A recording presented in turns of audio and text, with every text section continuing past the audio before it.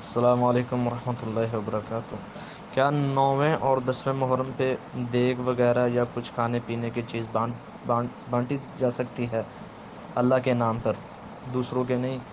9ویں 10ویں محرم یا اس سے پہلے یا اس کے بعد، خاص کر کے 9ویں 10ویں محرم پر کہتے ہیں زیادہ ثواب ہوتا ہے۔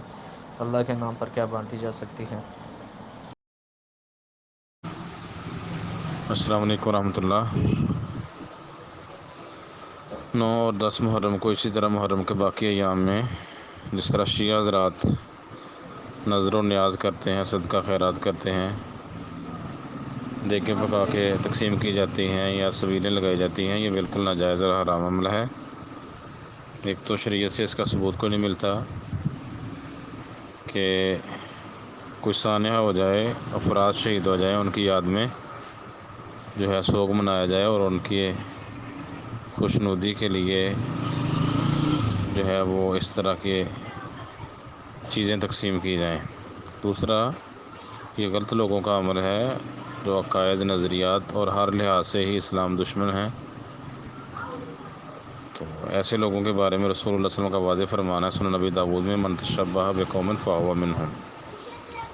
جو لوگ کسی قوم کی برے لوگوں کی مشابہت اختیار کرتے ہیں، یہود و نصارہ یا بد عقیدہ لوگوں کی، یہ انہی میں سے ہوں گے۔ قیامت کے دن ایسے لوگوں کو ان لوگوں میں اٹھایا جائے گا۔ اس لیے یہ بہت سخت وعید ہے باطل لوگوں کی مشابہت کرنے کی، ان جیسے عمل کرنے کی۔ دوسرا، جس جگہ میں غلط کام کرتے ہوں، غلط کام ہوتے ہوں یا جو غلط چیزیں معروف ہوں، جہاں ان جگہوں سے بھی کنارہ کشی کرنی چاہیے اور ان کاموں سے بھی کنارہ کشی کرنی چاہیے۔ اس کی دلیل سنن نبی داؤد میں، سنن ابن ماجہ میں، مسند احمد میں روایت ہے، ایک شخص نے نظر مانی کہ بوانہ جگہ پہ جو ہے اونٹ ذبح کرے گا، تو اللہ کے رسول کے پاس آیا تو آپ نے پوچھا کیا وہاں کوئی بت تھا کہ لوگ بت کے نام پہ کچھ دیتے ہوں؟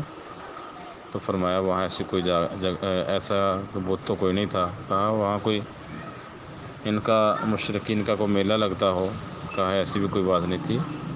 تو پھر آپ نے اس کو نظر کی اجازت دی تھی۔ تو کسی نے نظر مانی ہے، کوئی چیز صدقہ خیرات کرنی ہے، تو ان ایام سے ہٹ کے، ورنہ ان کا عمل بھی مشکوک ہوگا اور یہ بھی ان کی مشابہت کی وجہ سے گناہ گار ہوں گے۔ السلام علیکم۔